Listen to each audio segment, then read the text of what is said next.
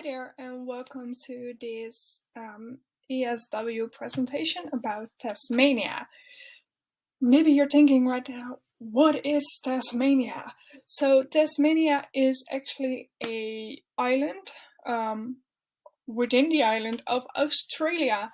So it's part of the south of Australia, and on the screen you can see it as it is centered in red. And also the emblem of Tasmania is also added within the presentation, so you can see it there. So the first thing that usually comes to mind when people say Tasmania is this guy. There he is. This is Tas. He's from the Looney Tunes and he's a Tasmanian devil. Whenever people say Tasmania, they think about him. But we will not talk much about the Tasmanian devils today, sadly, because the Looney Tunes are pretty fun, right?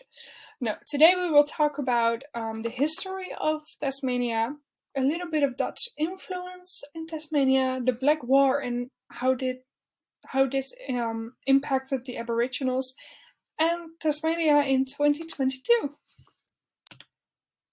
So, the history of Tasmania. Tasmania has a very wide history, so we will try to very briefly touch upon it. So before the colonization, we have to actually step back until the Ice Age, because around Ice Age is when Tasmania actually became separated from Australia. It had like a lot of glaciers and all that stuff, and it started to melt down. And that's when it became an island. So yeah, the people in Tasmania, they have been living like an island for a long time, and then suddenly there was this guy, and his name was Abel Tasman. And Abel Tasman, he is Dutch, so that's where the Dutch influence comes in. And he came in Tasmania in 1642, and when he came there, he thought, well, I'm gonna name this land after my boss, his name. So it was called Van Diemen's Land. Very funny, because when you say it in an English accent, it almost sounds like Van Diemen, like the devil, you know? So yeah, I thought that was funny. So in 1642, Abel Tasman, he came there, some Europeans came there, and most of the Europeans that did come to Tasmania, they were whalers and sealers, basically meaning that they were hunting whales and seals. So yeah, they were killing the animals. Great job, Europeans. And then around 1856, the British came, they colonized Tasmania, and they made it part of the Australian Commonwealth. During that time, the British actually started to deport their convicts towards Tasmania. So you have a lot of historical buildings out of that time, especially in Port Harbour and Sarah Island, where the convicts were being held. They were, in camps there, and they were forced to go mining, and they built a lot of different buildings actually, and they also started with the making of dams during this period, which eventually became one of the main sources of energy through hydro energy for Tasmania.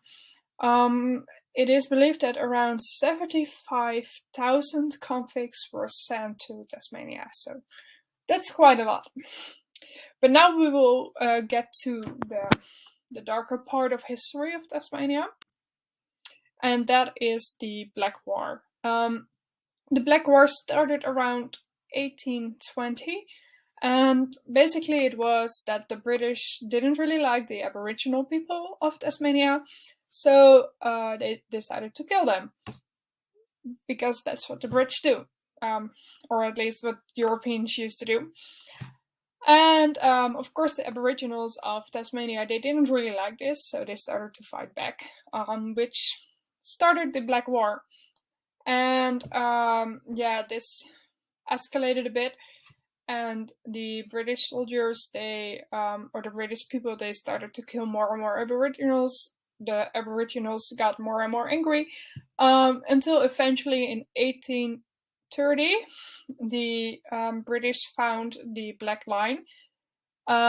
This was basically just a name for a group of men that started to really push the Aboriginals to one spot in Tasmania, and eventually there were only 300 Aboriginals left. Um, they were all, at least they believed, they sent all the Aboriginals that were left to Flinders Island in 1832. So yeah, that was a pretty dark part of their history, and it is believed that the last pure blood Aboriginal of Tasmania had died in 1876, and her name was Trugani. So yeah, that is a bit of the sad part about Tasmania, but it is believed now that there were more Aboriginals, but they were in hiding.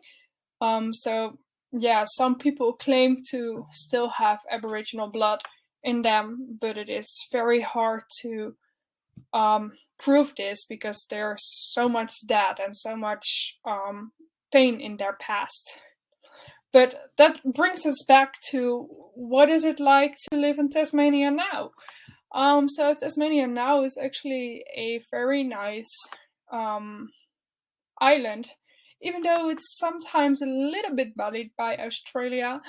The people in Australia do have some form of prejudice against the Tasmanian people sometimes. It kind of depends which Australians you speak to, but they do kind of look at it as their little brother that's kind of doing weird stuff.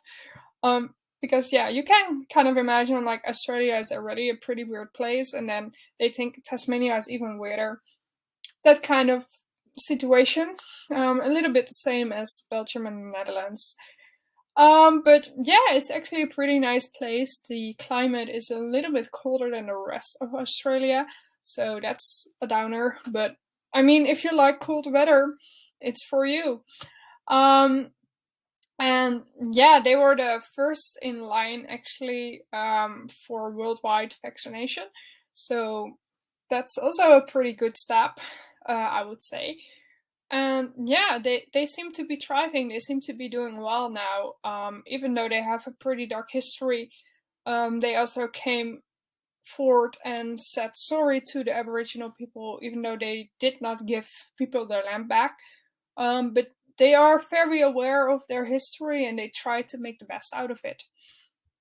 Yeah, and that's what I wanted to share about Tasmania with you today. I hope you liked this presentation. And if you have any questions regarding it, please send me a message or anything, and I will try to explain it to you.